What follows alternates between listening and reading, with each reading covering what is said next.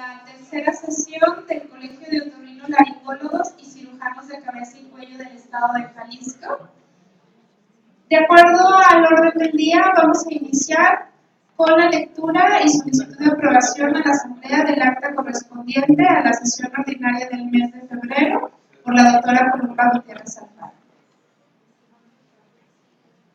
Acta correspondiente a la sesión ordinaria del mes de febrero 2019 del Colegio de Otorrinolaringólogos y Cirujanos de Cabeza y Cuello del Estado de Jalisco, ACI.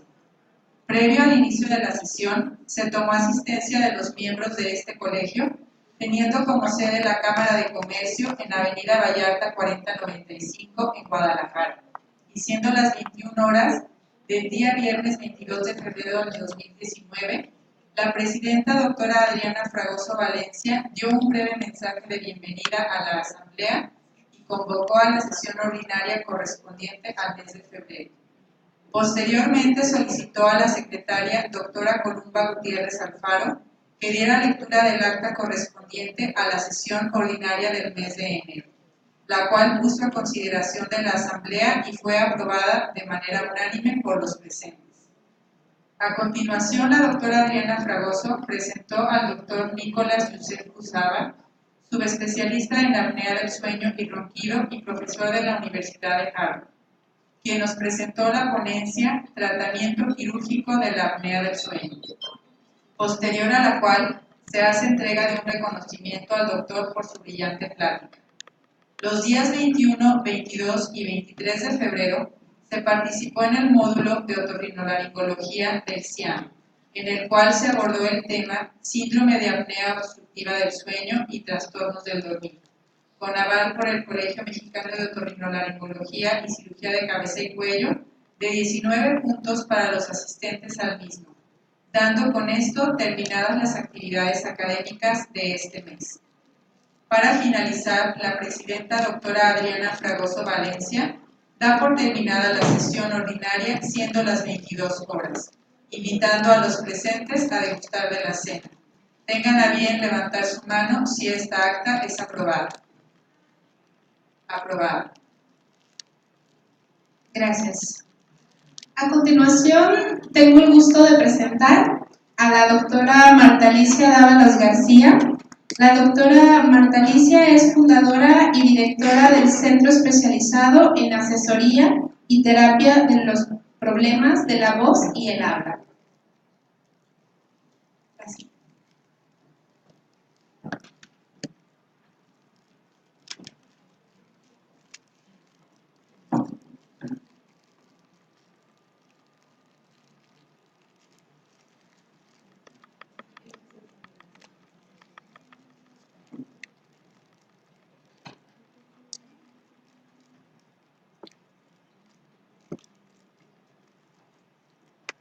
Me iba a ayudar Miguel para poder correr los videos.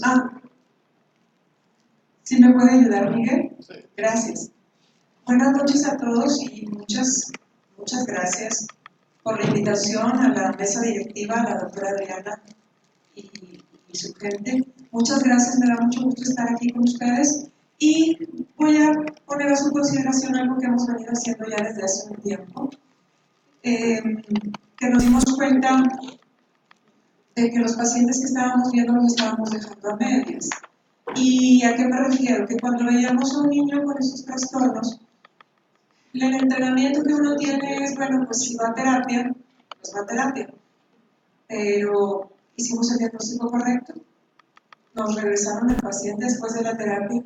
Realmente funcionó la terapia. Y cuando empezamos a ver los diagnósticos y cómo evolucionaban, porque la enseñanza para mí, la más importante, fue tomar al niño y hacer un programa terapéutico en consecuencia. Niños y adultos, ¿no? Pero en este caso voy a hablar de niños. Y los trastornos que más llegaban, que era, la gente no entiende, o el papá no entiende si es un trastorno del habla o del lenguaje, o es una disartria o una tartamudez, la gente no entiende por dónde, él nada más, el papá llega y dice, pues su niño no puede hablar, ¿no? Y el otorrino es una parte importante en el protocolo del diagnóstico para estos niños. Y si nosotros vemos el aparato fonoarticulador, entonces, ¿qué estaba pasando? Que a mí se me quedaban muchos diagnósticos desde la residencia. Un niño que no hablaba era pues decirle que se esperara. Iba a pasar el tiempo y el niño iba a hablar como si fuera mágico. O un niño que no deglutía, o un niño con problemas en la voz y los podíamos revisar. Ahí teníamos el equipo. Y casi todos entraban a quirófano, cuando el aparato fonoarticulador esto es dinámico, ¿no? O sea, tenemos que verlo en movimiento. Y entonces empezamos pues a ver los niños, a ver qué estaba pasando con nuestros diagnósticos, y luego por qué no funcionaba la terapia que yo pensaba que era la adecuada para el niño. Y ya viene una serie de complementos a nuestra especialidad, que es, por ejemplo, conductas que impiden hablar, situaciones psicológicas que impiden hablar, situaciones psiquiátricas que impiden hablar, autismo, no solamente lo que nos tocaba, que era la sordera y las cuestiones orgánicas. Y la cantidad de niños que me llegaban para que le cortara el frenillo lingual, porque era el único diagnóstico con el que venían, porque no podía hablar. Y con el paso del tiempo hemos tratado de hacer cultura en que vengan más temprano a atenderse. Ya no es el que le diga que se espere es porque ignora qué está pasando con el niño. Pero un diagnóstico se puede hacer desde 2, 3, 4 meses de nacido, porque el autismo, ustedes lo pueden ver desde esa edad si sabemos verlo, ¿no? Entonces, y se confunde, parece sordo, se confunde, no hace caso, no voltea, pero hay otros rasgos que te dicen que va a ser un trastorno del desarrollo. En fin, todo esto ha sido un aprendizaje a través del tiempo, no ha sido nada fácil. Vamos a empezar voy a hablar de solamente unos cuantos, disfonía, habla y deglución, que es lo más, más podemos ver en el consultorio, creo que en lo que más podemos nosotros incidir. La disfonía en niños es difícil porque se batalla para revisar a los niños. No se dejan, no todos tenemos un endoscopio pediátrico con luz estroboscópica. No, mi idea no es meterlos a quirófano, entonces el papá a veces se siente, le van a poner eso en la nariz y mi niño va a sufrir. Entonces hay que trabajar primero con los papás y luego con los niños para que desde la primera consulta podamos tener un diagnóstico, ¿no? Entonces, vamos a empezar con disfonía. La disfonía es un trastorno caracterizado por la alteración de la calidad de la voz, tono, volumen o esfuerzo, que limita la comunicación o reduce la calidad de vida relacionada con la voz. Los niños generalmente son niños muy gritones cuando tenemos el común denominador, que son los nódulos, pero no siempre son nódulos. Ahora tenemos muchos niños cantantes, ahora tenemos papilomatosis, bueno, siempre ha habido papilomatosis, pero a veces los diagnósticos hay bridas, hay sinequias, y no sabemos qué está pasando con todos estos niños prematuros que son intubados y al cabo del tiempo no sabemos qué pasa con ellos porque no tenemos una estadística.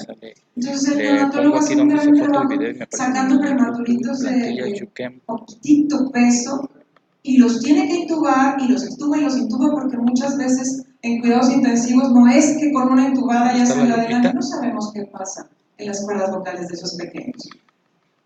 Pues sí, pero pues ya estaba. Ahora, el manejo de la disfonía en niños sigue siendo muy controversial. Aún podemos ver conductas agresivas, quirúrgicas, y ahora les voy a explicar un poco qué es lo que se debe hacer para tratar de cuidar esas voces. Tengo muchos niños, una buena cantidad de niños postoperados porque no sabían qué era y se trató de hacer la biopsia, pero cuando veamos las características de la cuerda vocal en niños, esa cuerda vocal nunca volvió a ser competente, ¿no?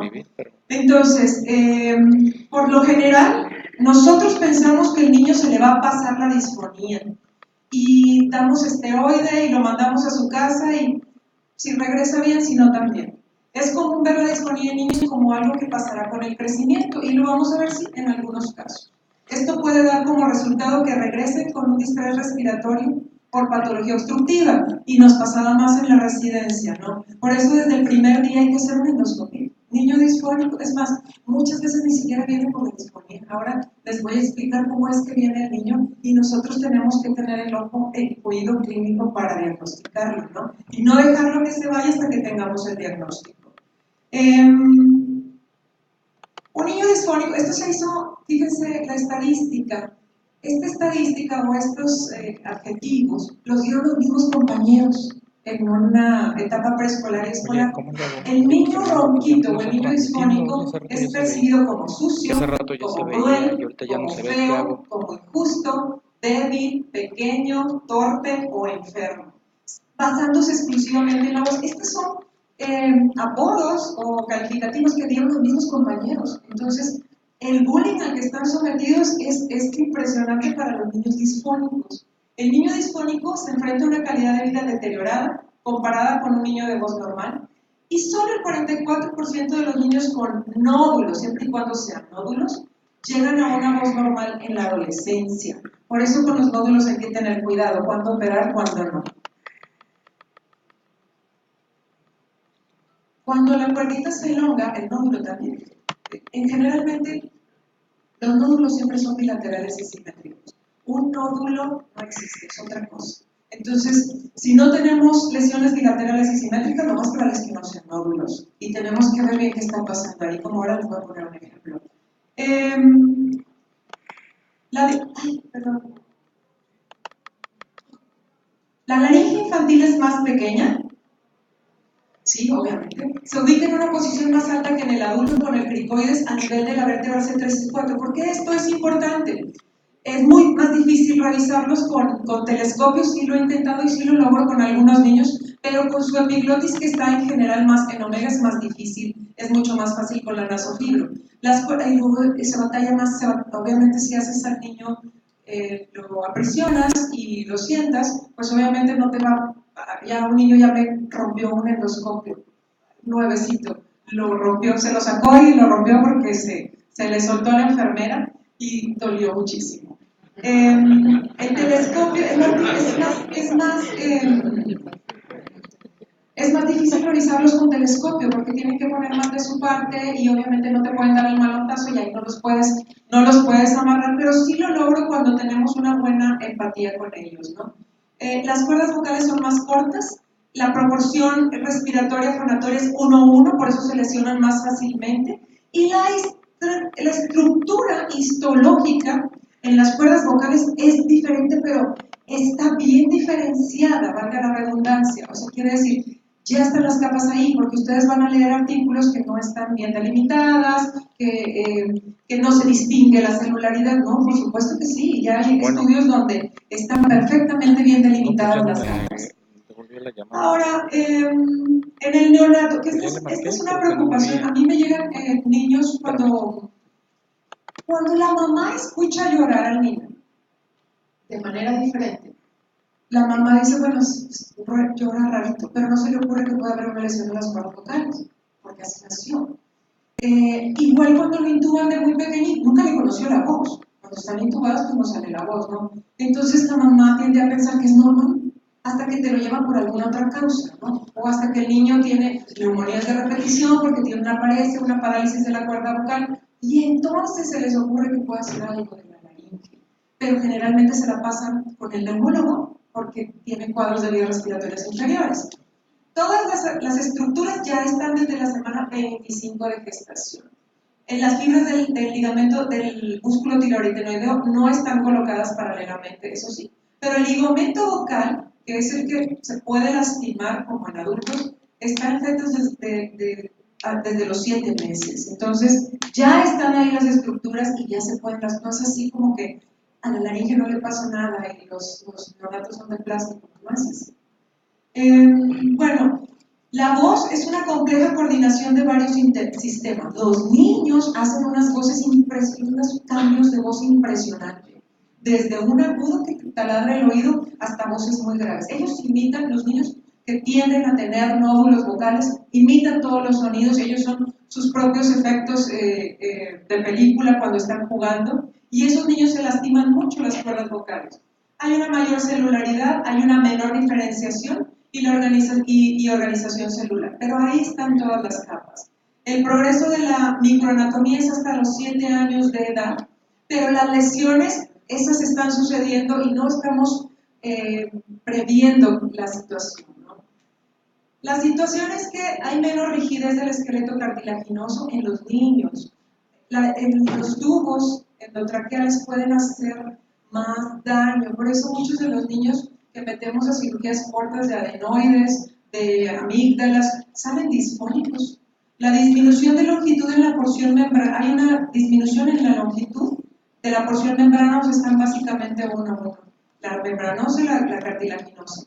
Hay una menor eficiencia en la competencia glótica y hay una mayor incidencia y nivel de abertura glótica posterior. Esto es muy importante porque, miren, me ha pasado muchas veces que me mandan un estudio diciendo que hay un chink posterior, hay una apertura posterior y el paciente por eso está teniendo problemas. No, a cierta edad esto es normal. Y cuando mandan solamente la foto, tenemos que saber si está haciendo un agudo o qué está pasando, o si fue en una laringe en reposo, ¿no?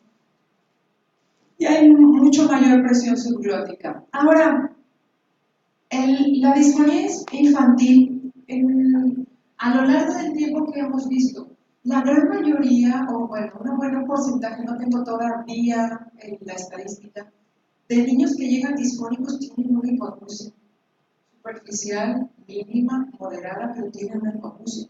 No se nota porque son pérdidas muy leves o son disfunciones tubáricas perennes. Nosotros tenemos una contaminación espantosa en la ciudad de Monterrey, espantosa. No hay niños sin mocos, no hay adultos sin dolor de cabeza, sin congestión, sin hipertrofia de cornetes. De veras que estamos ante una situación muy seria, y más los niños. Entonces, persisten con una disfunción, una congestión crónica, y son niños más gritones. Cuando les hacen la audiometría, dicen, mira, tiene 20 decibeles. Pues sí, pero 20 decibeles no es lo normal para un niño. Los niños oyen entre 0 y 10 decibeles. 20. Y cuando ustedes hacen timpanometrías frecuentes, se dan cuenta que los reflejos están alterados, de que las curvas timpanométricas están bajas, y es un niño que tiene que estar gritando todo el tiempo. Entonces, no es que el niño tenga malos hábitos, es que no está escuchando. Y si yo aplico una terapia solamente por los malos hábitos, pues lo voy a seguir dejando rojo, ¿no? Y estos niños llegan a estar afónicos mucho tiempo, no solamente rojos.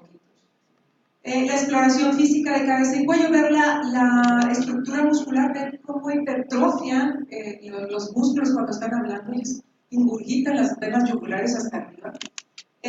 Evaluación, tenemos que hacer una evaluación perceptual y objetiva de la voz. Bueno, el pequeño no sabe cómo está hablando y los papás que lo escuchan a diario se acostumbran a las voces disfónicas.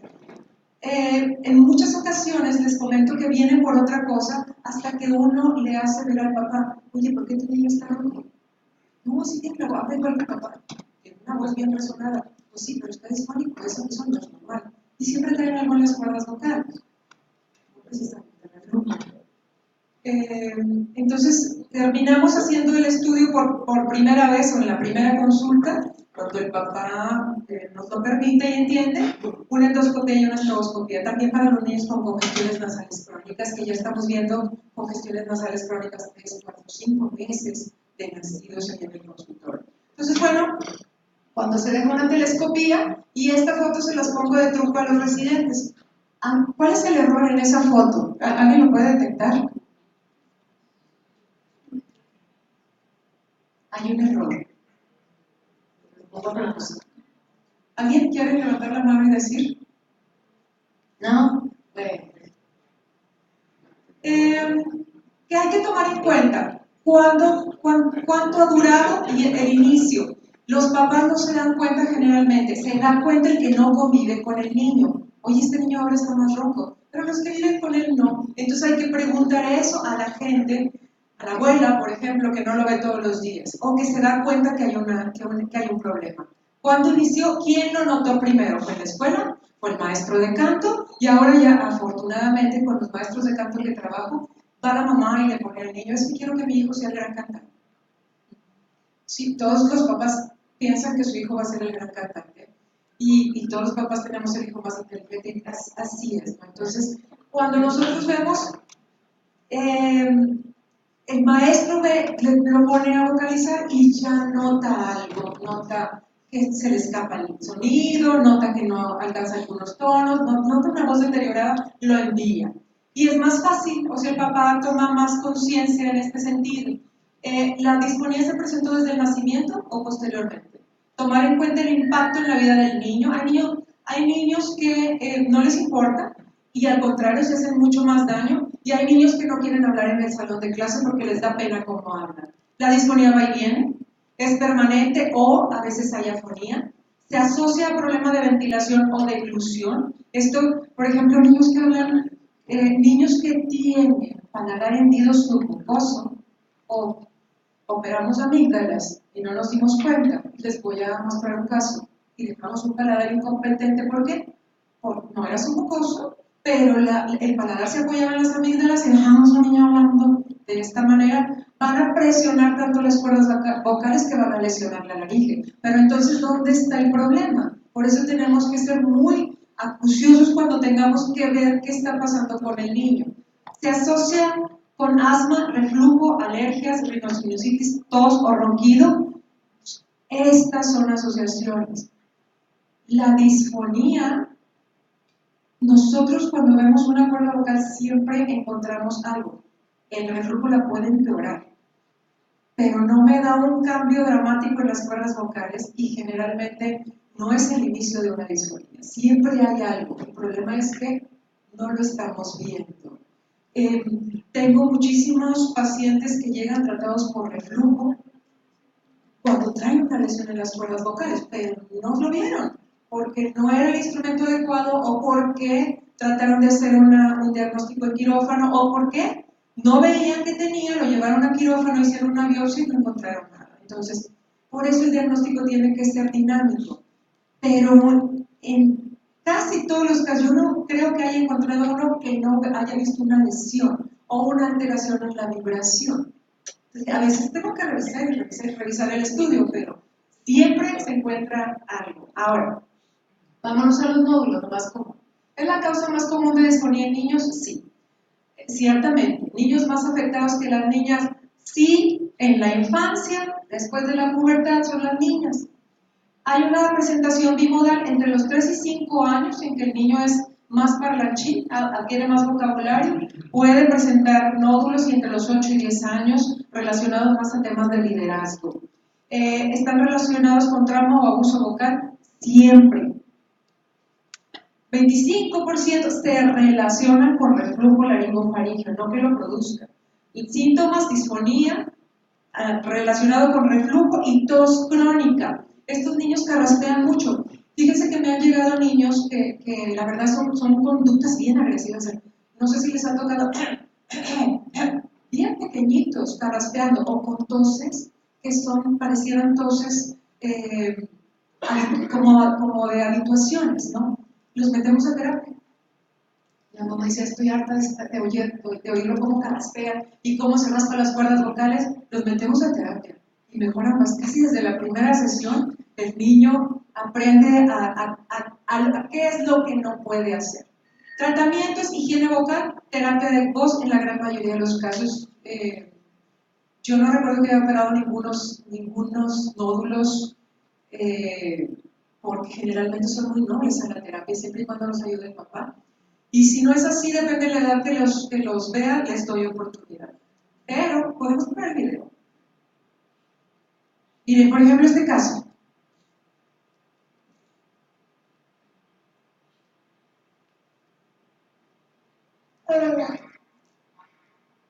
Este pequeñito me lo llevaron por la manera que habla, para no decir nada. Está en disfónica. 8, 6. ¿Cómo lo vamos a hacer?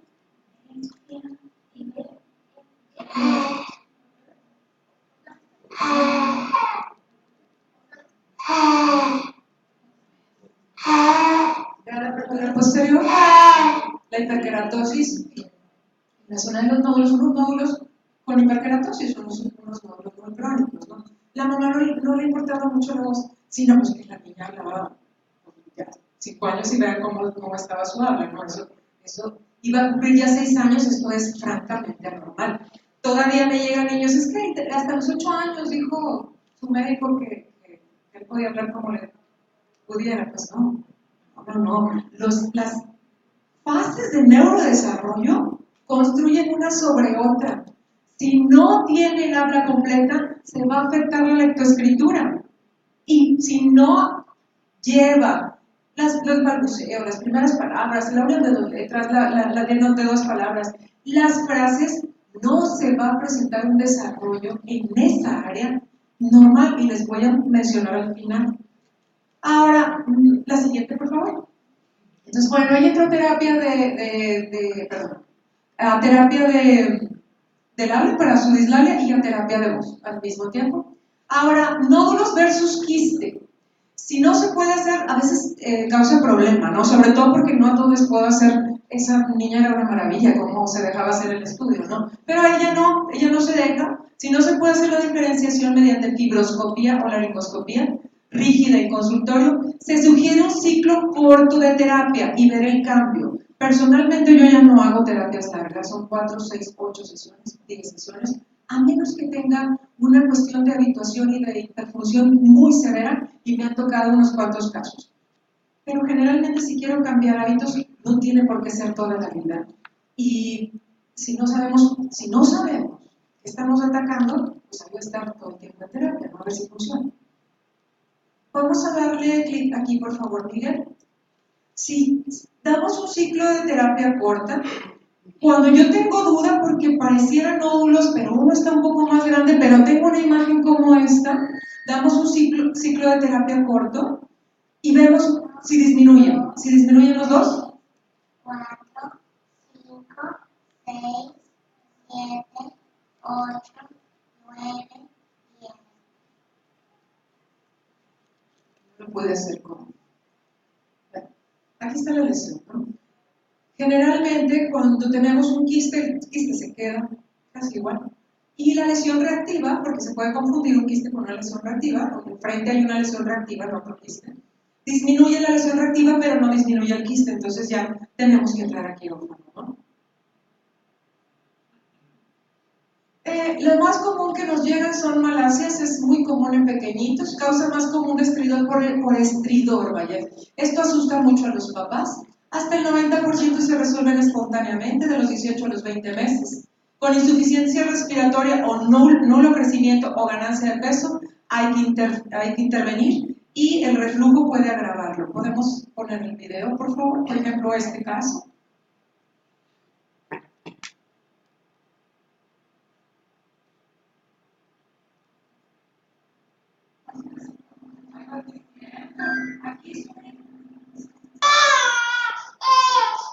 Vean esta laringe.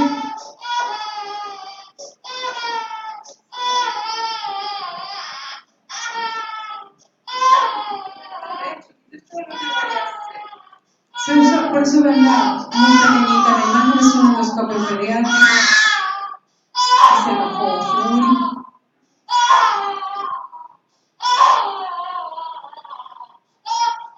Pero bueno, básicamente es una hendidurita desde su los ligamentos epigloticos, y es una hendidura. Entonces cuando dormía, pues tampoco dormía del ruido que estaba haciendo la niña, ¿no? Vamos a pasar a la siguiente. Bueno, y en una casuística pequeñita de 62 pacientes, en niños, lo más comunes son los nódulos vocales. Vimos laringomalacia, no es tan infrecuente el quiste. Los pólipos tampoco son infrecuentes, aunque es mucho más común en el adulto, obviamente es muy raro. No son infrecuentes cuando vemos las lesiones, vaya, pero finalmente son sésiles, no se presentan como en los adultos, y la papilomatosis, que son las causas más comunes de disfonía que llegan al consultorio. Ahora, vamos a ver los trastornos del habla. Miren, aquí pasa un poquito como pasa con el ronquido, o sea, si el otorrino está a cargo del aparato de la anatomía, entonces todas las demás áreas entran, pero el otorrino es el que puede manipular. O sea, no me estoy refiriendo al CPAP, sino es el que puede manipular la anatomía. También nosotros, en laringe, en deglución, en la patología del habla, es el otorrino el que puede manipular la anatomía.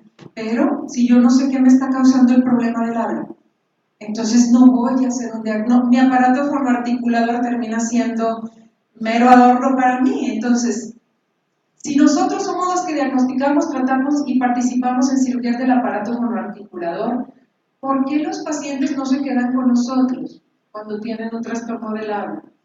Nosotros conocemos el aparato auditivo, que es parte del aparato fonoarticulador, funcionalmente y anatómicamente, porque nosotros somos los encargados de revisar los trastornos de origen obstructivo de los trastornos del sueño, y ahora les voy a decir cómo inciden en el habla, y en la atención, y en el seguimiento instruccional, que tienen que ver mucho con el habla y el lenguaje.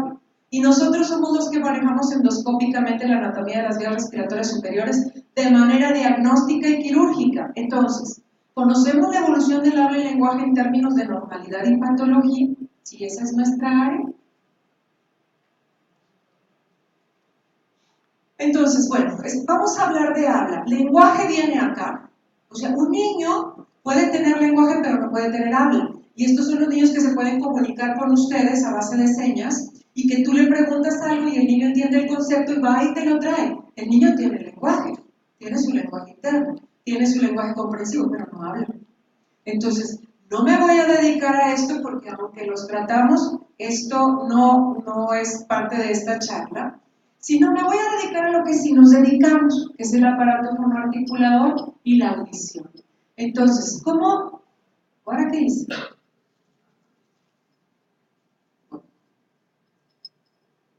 ¿Qué dice Miguel?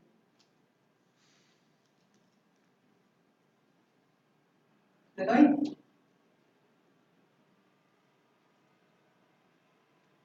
Ahí, gracias. Cuando nosotros hablamos de habla y audición, hay una gran diferencia entre una audición normal y una audición normal con disfunción tumoral.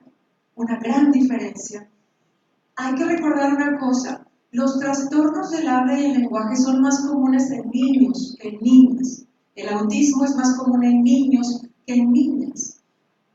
Cuando nosotros tenemos una disfunción tubárica crónica, vamos a incidir en el procesamiento de los sonidos a nivel cerebral.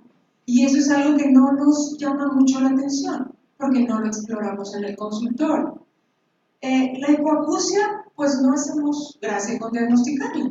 La hipoacusia, y si es más severa, es mucho más sencillo, ¿no?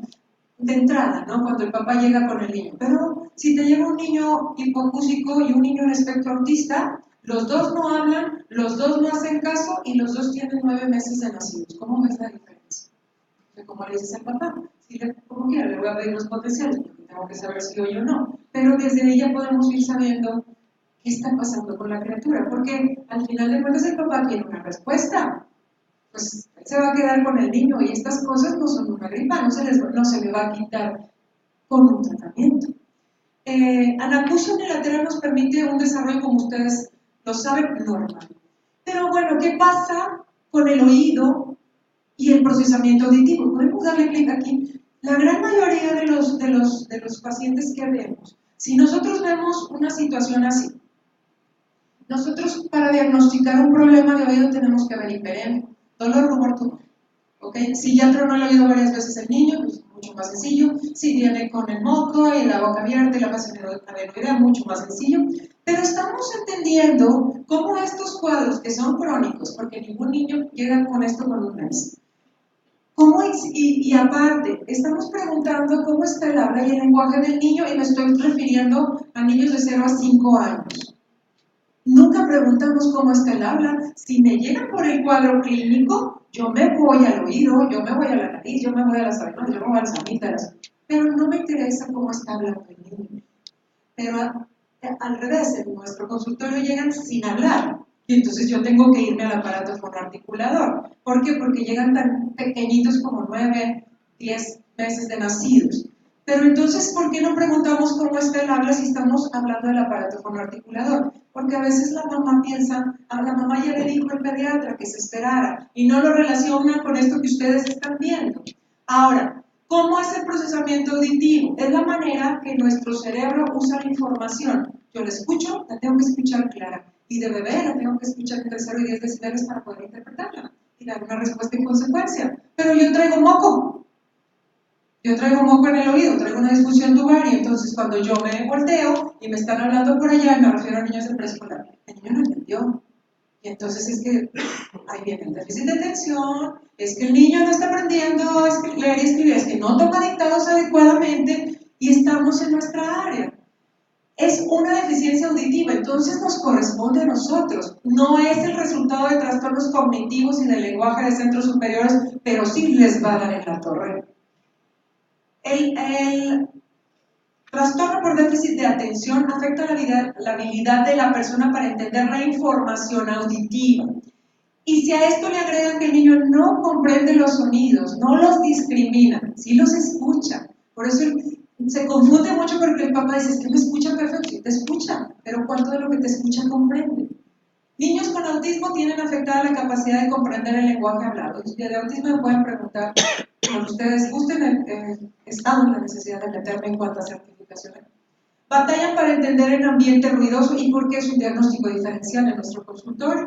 Batallan para entender el ambiente ruidoso. El niño con alergias crónicas, con adenoides, con congestión crónica del oído, documentado con timpanometrías. ¿Por qué? No va a cambiar el color de la membrana timpánica. No esperen ver un oído rojo, ni rosita. No va a cambiar, se vuelve nada más un poco más opaca. Pero cuando ustedes, esos niños, funcionan la membrana timpánica de color normal, en el quirófano tiene un grosor impresionante. Entonces, ¿cómo está discriminando los sonidos? Él necesita su audición superdotada. Batallan, no pueden seguir instrucciones, y es el típico niño. Trae tu ropa, pon la ropa sucia y prepárate porque nos vamos. ¿Cómo? ¿Cuál ropa? Ese tipo de situaciones, ¿no? Confunden sonidos similares, se hacen pruebas, ¿no? Y por ejemplo, una prueba, más a casa pasa. ¿Qué te dije? Son 3 palabras diferentes, todos oímos 3 palabras diferentes, ellos escuchan más, sa. Preguntan a menudo qué, y le pregunto mucho al papá, porque no te va a decir que no oye, porque si oye, tu niño parece distraído, uy sí, pero es que está en otras cosas. El papá siempre busca cómo irse por la justificación así. Y una de las principales causas de Central Auditory Processing Disorders es la congestión crónica de los oídos, que nos corresponde a nosotros. Ahora, no va a haber dolor, no va a haber, muchas veces, si ya el niño tuvo una otorrea, que bueno, porque ya pones atención, pero normalmente curamos la otorrea, se cierra la perforación y ya, terminamos. ¿Cómo quedó la función del oído? Sobre todo si está relacionado al habla. No me refiero a un trastorno común y corriente de un niño con inteligencia normal o por arriba del promedio, no va a retrasar el habla. Un niño con inteligencia normal, sí. ¿Cuáles son las... no me voy a meter, por ejemplo, en tartamudez, cuáles alteraciones anatómicas hay en los órganos articuladores que me impiden el habla. Y les digo, más de las veces me mandan niños para que les corte el frenillo lingual porque el niño no puede hablar. Pero levantar la lengua por el frenillo lingual que no te permite levantarla, solo no te va a dar problemas con los sonidos que dependen de la conducta lingual, no con todo el lenguaje. Alteraciones funcionales de los órganos articulados como los SUSA, y hay niños que no tienen ningún problema y no pueden articular bien ningún sonido. Ahora, la respiración oral, con estos niños es imposible trabajarle puntos articulatorios. Porque ¿dónde va a poner? Yo quiero que me diga la D, que va aquí la lengua. Miren hasta dónde está la arcada superior. Y esto me lo dio una respiración bucal crónica, o el dedo, o el chupón, y yo no le digo a la mamá. Y luego la mamá lo tiene hasta los 8 años en terapias de lenguaje. Todo esto, todas estas situaciones, las vemos nosotros en el consultorio. Paladar ojival. Miren, les voy a platicar una historia que a mí me conmovió mucho y ustedes van a ver por qué. Es la historia de Paquito. Escondemos su nombre para fines de identidad, ¿no? Para cubrir su identidad. Al cumplir 5 años, Paquito es nieto de pediatra, visto por varios de sus amigos y colegas de pediatras y otorrinos, porque al cumplir 5 años le hacen cirugía de adenoides y amígdalas hasta los 5 años. No tomaban en cuenta que a su edad su habla estaba muy deficiente, su atención muy dispersa Comía 3 alimentos de la misma consistencia líquida, porque recuerden que con obstrucción el niño nomás quiere saciar su apetito, no va a comer nada sólido, algo que trague rápido y le quite la sensación de hambre porque es fácil tragar. Si no, se atraganta y dejan de comerlos. Persistía en cuanto a terapia de lengua, a eso sí. La mamá nunca cuando iba a consultar esto, ni les decía ni le preguntaban, y al niño no lo hacían hablar, lo sientas, le abres la boca, lo revisas y se lo entregas a la mamá, nunca lo haces hablar. ¿Podemos poner el video? Esto era lo que llegó, escúchenlo. 1, 2, 3, 4, 5, 6, 7, 8, 9, 10. ¿Escucharon la voz? Sí, sí, hiponasal, inquieto, ¿ok? Ahí vamos, ahí se queda Paquito. Bueno, si nosotros conocemos esto perfectamente, que el niño tiene cansancio diurno, es más irritable, tienen un genio de la patada. ¿Les falta atención? Sí. Fíjense que hay un estudio, ahora no recuerdo el autor, pero midió en niños con congestión alérgica el coeficiente intelectual. Cuando el niño venía en crisis, con más congestión y más incomodidad con el moco, el coeficiente intelectual variaba de 11 a 13 puntos. Boca abierta, falta de atención, y muchos de estos cuadros se confunden con TDA. Es que es increíble a veces, como el niño es monotasca, el varón, él necesita su oído para escuchar. Si está cansado y el oído tapado, tienen una atención muy dispersa. Boca abierta, los dientes van hacia adelante, ya saben, tercio medio desarrollado, hay un déficit auditivo mínimo, pero lo hay.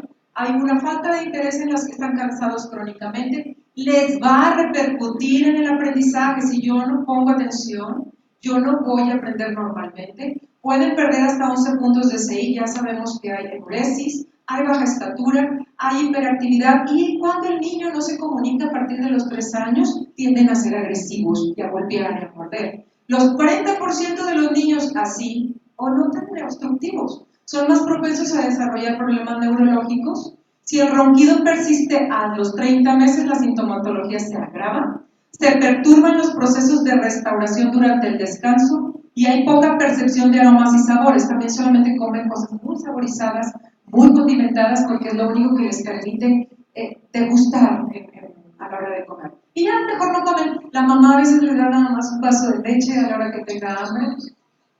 Disminuye. Ahora, ¿cuáles son las consecuencias? Ya lo vi, tuvieron aquí toda la sesión de ronquido, ¿no? La corteza prefrontal, al aumentar los niveles de CO2 en la corteza prefrontal, voy a tener problemas para ciertas planeaciones. Disminución de las funciones intelectuales, esto estoy hablando de niños, hiperactividad, agresividad, problemas de tipo emocional, triplica la posibilidad de déficit de atención. Bueno, ahora, como nosotros vemos al niño con la típica facies adenoidea, sí, o sea, si la mamá llega y consulta por eso, bueno, pues vamos y lo buscamos, ¿no? Pero cuando no, o cuando hay poca sintomatología, la mordida va a tener mordida anterior, va a tener paladar ojival, va a tener mala oclusión dental. ¿Para qué? ¿Por qué me afecta esto el habla? Pues yo voy a trabajar puntos articulatorios, no puedo trabajar la S. Si ustedes conocen a alguien que habla con la F así, mándenlo a terapia. ¿Okay? Es un punto articulatorio anómalo y denota baja inteligencia. O sea, la gente piensa que es poco inteligente. No es así, simplemente es un mal hábito. Y tengo adultos que me dicen que ahora soy CEO y me hacen burla, me doy la vuelta o tartamudeo cuando no quiero. Bueno, entonces yo voy a batallar para sacarle un habla perfecta. El niño tiene que tener su habla completa no más allá de los 5 años. O sea, no más allá de los 5 años porque viene la lectoescritura. Si yo no tengo una deficiencia intelectual o un problema de otros trastornos que no viene aquí al caso mencionar, yo no tengo por qué tener un niño hablando mal. Labio inferior agrandado, hipodesarrollo del tercio medio facial, todo lo que ya conocen, dificultad para los movimientos linguales, dificultad para el movimiento palatino, dificultad para deglutir sólidos y se la pasan comiendo 2 texturas. Ahora, recuerden una cosa, el masticar también es preparación para el habla. es reforzar la musculatura. Y aquí, por ejemplo, esto se lo presento a los odontólogos. Ellos lo primero que ven pues, es la dentadura, ¿no? Nosotros lo primero que vemos es tremendas adenoides que trae. Pero este es un niño pues ya más grandecito y miren dónde va la dentadura porque no se ha hecho caso a la cuestión obstructiva. Ahora, miren, seguimos con Paquito. Se operan, fíjense, se le retiraron adenoides, amígdalas y otra vez va al especialista porque continúa respirando por la boca, su voz sigue con la sal, el habla no mejora, sigue comiendo 3 alimentos y continúa en terapias de lenguaje sin avances. En la primera consulta se realiza endoscopía. Estos son los hallazgos. El argumento está desesperado. Aquí la grabé de la parte de la... Pues de la cámara porque se lo estaba enseñando. Miren por donde respira. Y yo estoy allá atrás explicándole al abuelo porque estaba viendo los portugueses. Bueno, ¿qué pasó? Lo operó muy bueno Torrino. Le quitó adenoides, hizo lo que tenía que hacer. ¿Qué pasó? Bastante experimentado. Ahora, la lengua. Bueno, nosotros tenemos síndromes de macroglosia, incluyendo el síndrome de Down, que cómo me afecta al habla. Bueno, yo tengo que ver, hay un trastorno muy serio, que se llama apraxia. Y el niño entiende todo, comprende todo, y no está mover la lengua para ningún sonido. Y les dan 3, 4, 5 y 7 años. Y pues, leyendo de neurociencias y leyendo de las áreas cerebrales que se afectan en esta área, las neuronas motoras de la corteza no funcionan. Y es una cosa bien, nunca voy a poder hacer que mueva la lengua. Y nada en el aparato fonoarticulado son casos bien serios. Y el diagnóstico es por exclusión. Las mononeuropatías sí hemos tenido, sobre todo adultos, que de repente llegan con la hemilengua paralizada o el hemipaladar paralizado. Y le digo al neurofisiólogo, oye, ¿me le puedes hacer unos potenciales evocados? Quiero saber si esto va a recuperar o no. Y aparentemente de tipo viral, y se les cae el paladar y se vuelve la voz bien nasal, y la lengua le batallan para comer. Bueno, pues aparentemente las causas son virales, pero me dice que no se pueden hacer en este momento el paladar. Bueno, secuelas de ACV, enfermedades neurológicas y cosas que ya vemos. Ahora, miren esto, no sé si alcanzan a ver, una fina línea más rosita en el centro. Ok, ella es una paciente de 36 años. Su voz es la típica de labio y paladar entero, en este caso de paladar entero, ¿no? Ella estaba siendo manejada por el psiquiatra, porque su otorrino y su neurólogo y toda la ristra de médicos que la vieron le dijeron que estaba psiquiátrica porque hablaba de esta mami. Cuando llega al consultorio, nada más de oírla, le hacen la endoscopía y tras luz le ves que es un paladar entero. Pero estaba con el psiquiatra. Otra de las catástrofes que suceden es que me llegan pacientes postoperados de amígdalas que no se detectó el paladar nervioso mucoso. A todos nos puede pasar. Siempre revísenlo y revísenlo antes de quitarla, que choque el paladar blando con la pared posterior porque es una catástrofe. Y el niño con paladar nervioso mucoso que le requiere amígdalas y tiene esta situación, después va a requerir una cirugía y no les va tan bien que más quisiéramos. Y este es otro, miren, no está en la línea media, está en una parte lateral, pero igual no tuvo cirugía, no tuvo nada, así llegó al consultorio con su voz hipernasal y igual, adultos los dos, infinidad de médicos. Ahora, trastornos de la resonancia. Vamos a poner clic aquí, por favor, Miguel. Cuando escuchamos esto, bueno, esta es una voz hiponasal. Hay que ver cornetes, nasofaringe o ver dónde está esa voz.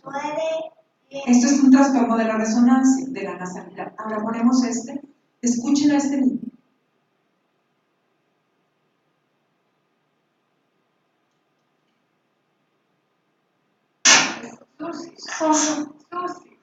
Miren, se queda abierto. Estamos en una nasofina, paladar blando. Batalla mucho para juntar. Nunca. él fue operador de amígdalas y después presentó eso, ¿no? Y me lo mandaron para ver qué podemos hacer. Ahora les voy a mencionar estas situaciones solamente por si tenían duda de qué está pasando. En el 2015, Joyce Meyer estudió una serie de niños en quienes se consideraba que las funciones motoras, el procesamiento auditivo, la memoria fonológica, a corto plazo se ven afectados en el trastorno, el Speech Language Impairment, un trastorno simple de lenguaje, ¿no? Cuando tenemos esta situación, hay una relación hacia las funciones motoras, el procesamiento auditivo y la memoria fonológica. Todos los niños que tienen retrasos en el habla o en el lenguaje van a alterar otras situaciones de su neurodesarrollo. En el 2014 se estudiaron 65 niños, entre los 5 a los 8 años demostraron que en el aspecto físico, motor, cognitivo y de funcionamiento social, cambios de humor y autonomía puntuaron más bajo que el grupo control. Un tercio de los niños con retraso en el lenguaje presentan trastornos en la coordinación. En el 2001 se hace un estudio de seguimiento a 14 años de los niños que estuvieron diagnosticados en ese entonces, que estuvieron en terapia estos niños en Ontario, Canadá. Los más comunes eran los trastornos de la conducta, 14 años después. Estos niños también tuvieron una alta incidencia de TDA, así como también trastorno de ansiedad y fobia social. 235 niños en Helsinki, Finlandia, de 12 a 16 años con este antecedente para saber cómo ha sido su calidad de vida y si académicamente hablando han tenido algún problema, encontrando que el grupo diagnosticado con el retraso del habla y lenguaje tuvo significativamente más problemas en áreas donde las funciones mentales estaban implicadas. Entonces no pasa nada, no pasa nada. Lo que pasa es que no seguimos a los niños. Afortunadamente, les digo, a mí me ha dejado un gran conocimiento tenerlos. Donde realizamos la terapia, estamos al tanto de los niños, ver qué sigue, de regreso, les sigo, qué tiene. Niños diagnosticados con TDA, no era TDA, era simplemente que el niño no tenía una buena función auditiva de procesamiento central auditivo y depende de nosotros, depende de nosotros. Hay una ventana muy importante. Después de que uno hace adenoides y tubos de ventilación por estas situaciones, a la primera semana la mamá me dice: doctora, es que es increíble cómo me pone atención, es increíble cuántas palabras me está diciendo. Tampoco es mágico. Y se tuvo que haber documentado. Yo hago en todos los niños timpanometría, endoscopía, audiometría y potenciales si es necesario. Tengo que documentar qué es eso, ¿ves? Tampoco es, a ver, vamos a darle a ver a quién le funciona y a quién no. Y esa es la relación con el habla, no la que queremos ver, que muchas veces les dicen, no tiene nada que ver, adenoides y lenguaje no tiene nada que ver. Entonces, bueno, no sé si tengo tiempo, le continúo o aquí le dejo, doctora Adriana. 5 minutos, bueno, rápidamente.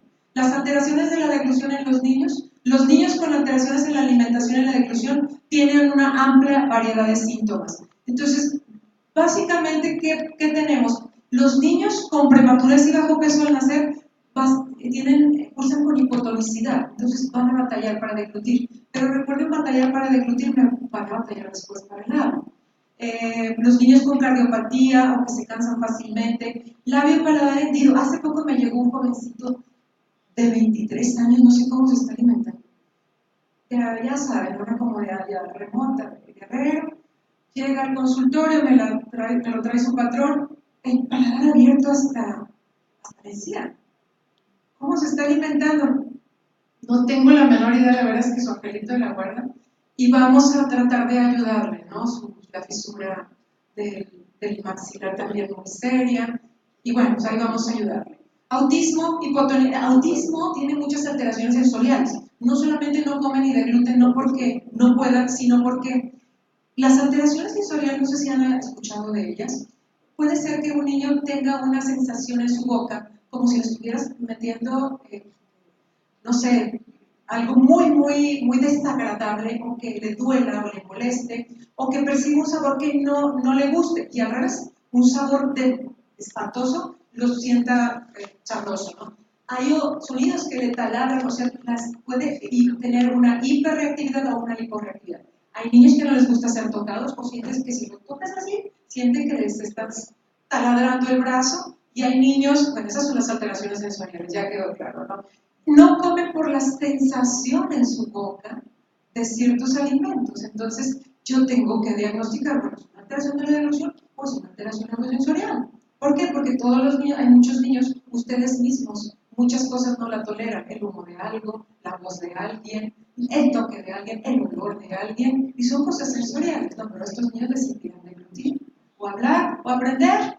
La hipotonía, medicamentos que disminuyan el apetito, problemas muchos que se dan para ansiedad y para estos niños les disminuyen el apetito o al revés, se los aumentan. Problemas de interacción padre-hijo a la hora de ser alimentado. Eso es muy importante. ¿Cómo es la hora de la comida con los niños?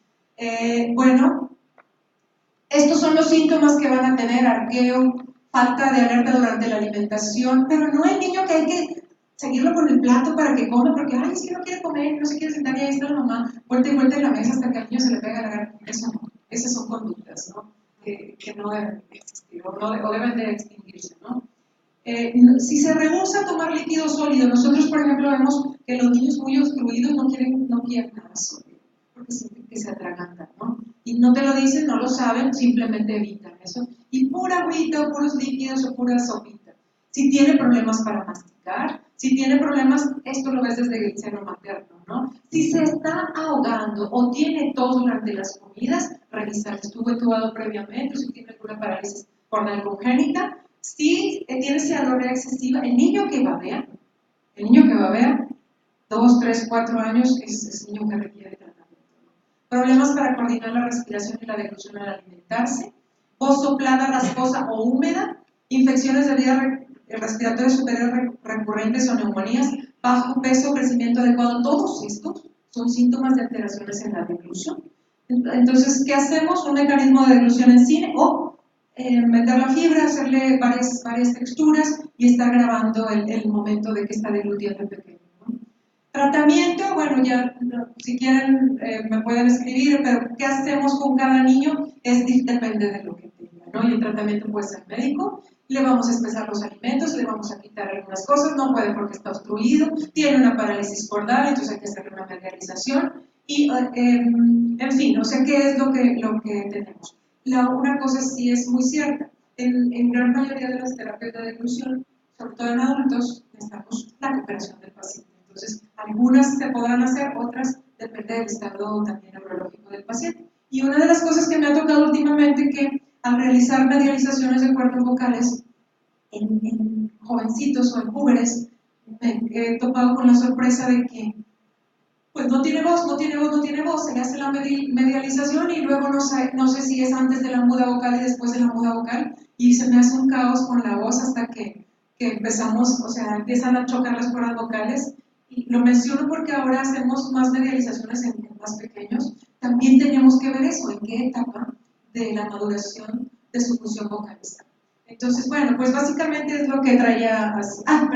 Bueno, es lo mismo, ¿no? ¿Qué voy a hacer? Yo, pues lo que tenga. Si la cavidad oral está hipotónica, pues fortalecer la musculatura, el movimiento lingual, y si es una macroglosia, ¿cómo le voy a ayudar? ¿Cómo voy a mejorar la masticación? ¿Cómo le hago para que acepte diferentes comidas y líquidos, diferentes texturas, no solamente lo que él quiera o lo que no le nutra? Mejorar la succión, mejorar el patrón succión, deglución, respiración para los infantes, y alterar texturas para que no les cause o disgusto o para que les sea más fácil tragarles. Bueno, pues creo que es todo. Muchísimas gracias.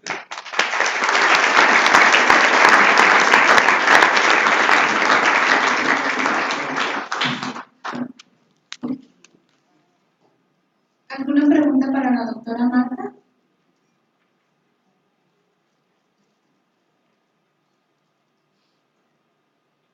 Doctora, me llamó mucho la atención su presentación, y una cosa muy interesante fue lo de la distribución tubárica. Nada más quiero preguntarle qué porcentaje han utilizado ustedes los tubos de ventilación para este tipo de problemas, porque pues muchos niños tienen problemas de otitis media serosa.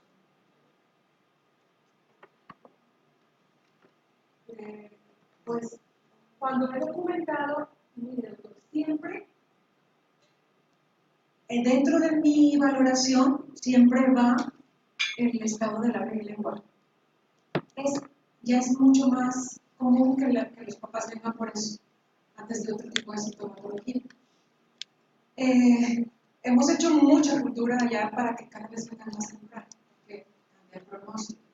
No es lo mismo que lo vea a los 2 años que a los 5 años ya están. Entonces, cuando yo documento reflejos planos, curvas bajitas o planas, una tras otra, con sus medicamentos, con dieta, con lo que usted acostumbre dar.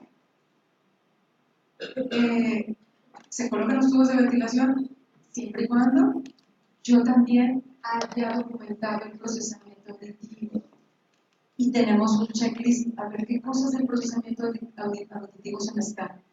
Porque eso no viene en mis libros. Cuando me enseñaron a poner tubos de ventilación, era sacar moco. Y obviamente leí el tronido, la disfunción tubaria, pero nunca me hablaron del procesamiento auditivo o de cómo estas alteraciones afectan el neurodesarrollo de los niños en esa área. Eso es algo que he estado todo este tiempo tratando de entender. Si a mí se me afecta esto, ¿qué va a pasar en el neurodesarrollo? Y la verdad es que es impresionante la cantidad de cosas que cambian en el niño por unos tubos de ventilación, siempre y cuando se haya documentado. Procesamiento central auditivo, que eso lo hablo con muchos neuropsicólogos, se haya documentado por tipanometrías, se haya documentado que la audiometría me da 20-25 decibeles, no me debe ser 10, como son los niños, ¿no? Y obviamente el retraso importante, o el retraso de manera que no va con sus etapas en el habla y el lenguaje. Y la verdad es que el cambio es más o menos la primera semana. Entonces, ¿qué hago? Si yo tengo un niño que tiene que decir cómo debe estar el lenguaje al año de edad, yo tengo que saberlo. La mamá me lo está trayendo. ¿Cómo debe estar su lenguaje a los 2 años? Su lenguaje suave. ¿Cómo debe estar a los 3 años? ¿Cómo debe estar su atención? Su seguimiento instruccional. ¿Cómo debe estar la capacidad de resolver problemas a esa edad? Una de las cosas más que sigo descubriendo cosas, ¿no? Porque me decía una mamá, es que mi niño despertó muy asustado en la noche, después de que le pusimos. Y le digo, ¿qué pasó? ¿Pero por qué? Dice, es que no, decía que algo se oía y que no sabía qué era. Y era el perro del vecino. Nunca lo había escuchado. No pensaría que el niño no oía el perro del vecino. Nosotros pensamos que todos oyen igual que nosotros y que los niños oyen igual que nosotros. Pero si usted tiene una disfunción tubárica crónica y tiene un poquito de déficit de atención o tiene un coeficiente intelectual limítrofe, todo lo valora en la consulta. Señor, ¿el lenguaje? Está clarísimo, ¿no? Y luego viene la mamá, es que cosa. Ahora tengo problemas con la lectoescritura. Ahora no resuelve. Pero sí, el cambio es muy importante, doctor, pero tienen que venir las otras cosas. No ando poniendo tubos sin ton y son. Las otras cosas que estoy segura dependen de la audición porque se maneja mucho con los audiólogos, pero está en nuestras manos cambiarlo. En nuestras manos está cambiar la anatomía, ¿vale? Siempre y cuando esté eso bien documentado, sí. Y el cambio es muy importante, y el cambio es a muy corto plazo, y ya la terapia es nomás para cerrar el gap, para que no me estén poniendo pelos en el kinder, ¿no? A todos los colegios se reservan el derecho de admisión, si el niño no habla, no avisa, trae pañal, en fin, todas esas situaciones.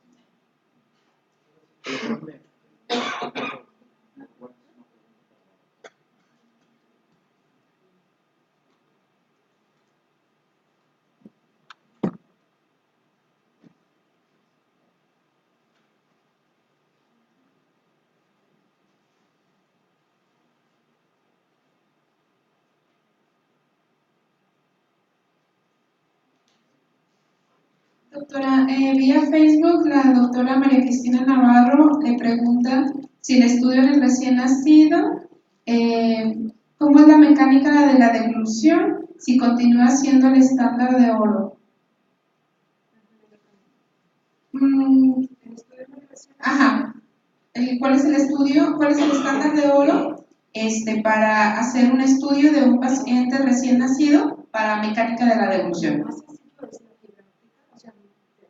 Lo más sencillo es lo que tienes en el consultorio, ¿no? Tu fibra óptica pediátrica y verlo en el consultorio primero y ver qué está pasando, porque tienes que ver cómo está el estado de la laringe, tienes que ver si el bolo se va hacia la parte posterior o si el bolo se va hacia las valléculas o si no puede el niño aventar el bolo hacia atrás y eso lo ves con tu endoscopio. para mí es mucho más sencillo, es más rápido y ya puedes ir pensando qué está pasando. Sí, por ejemplo, la zona ciega donde deglute el niño se te cierra, se cierra la imagen y yo quiero saber de ahí para abajo, entonces pido un estudio con el radiólogo en cine, ¿no? Le da su papilla con medio de contraste y él está tomando, pero el movimiento en cine, no en placas, ¿vale? El movimiento hay que verlo en cine. Y bueno, ya hay, yo no lo tengo, pero ya hay estos estudios de deglución que tú tienes al paciente atrás y ya tienes tu centro de deglución, lo pones donde está el paciente, lo tienes deglutiendo y lo puedes ver fluoroscópicamente en tiempo real, ¿no? Pero por lo pronto, esfínter esofágico superior hacia abajo, si no, obviamente no me corresponde, lo mando a rayos X al estudio de deglución. Lo demás, si lo puedo diagnosticar, lo veo en el doctor, cuando veo estas llamadas siempre las funciono, y lo empecé a hacer como una rutina cuando tenía estas cosas y me di cuenta que el grosor es anormal, no es el papelito que uno funciona y dice, cuando trae un barotrauma, que es la primera vez, no es así, o sea, son membranas muy rígidas, por eso siempre las curvas están alteradas. Entonces, la percepción, lo sofisticado de los sonidos se pierde. No lo ves. Si yo le hablo este volumen al niño, escucha perfectamente, pero resulta que no lo ves. Una observación. Sí. Ver qué experiencia tienen pacientes con disartria y déficit intelectual. Niños o adultos. Y adolescentes. Sí, los vemos. Si tienen buen pronóstico con solo terapia o hay alguna otra cosa algo que se pudiera. Aquí la situación, pero primero porque está causada la disartria, pero el déficit intelectual es un problema.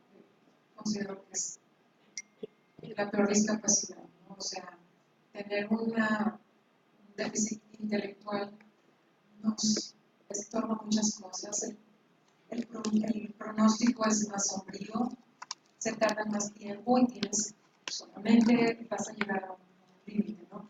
Pero nunca los dejo de trabajar porque tenemos ahora un niño que ya tiene 9 años con nosotros, tiene ausencia de cuerpo calloso.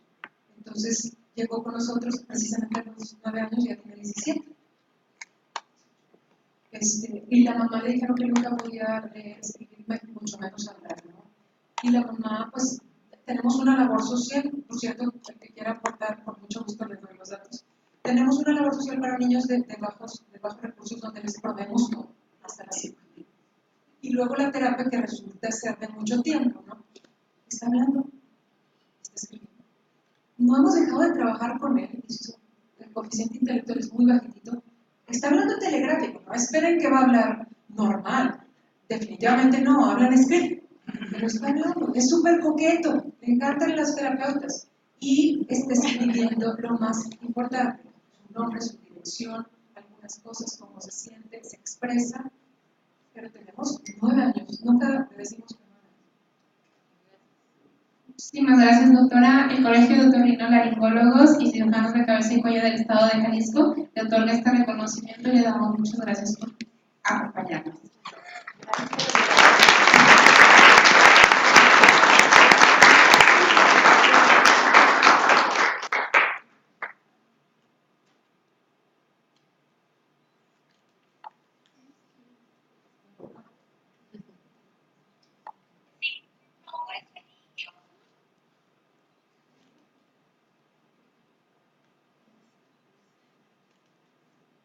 Con esto hemos terminado la transmisión vía Facebook. Le damos las gracias a la doctora y vamos a continuar solamente con un asunto. El doctor Carlos Radillo le cedo la palabra para que nos hable un poquito de FESORMEX. Gracias. Muchas gracias, doctora Adriana. Rápidamente vamos a ver algunos avances del Congreso Nacional de Otorrinolaringología, Guadalajara 2019.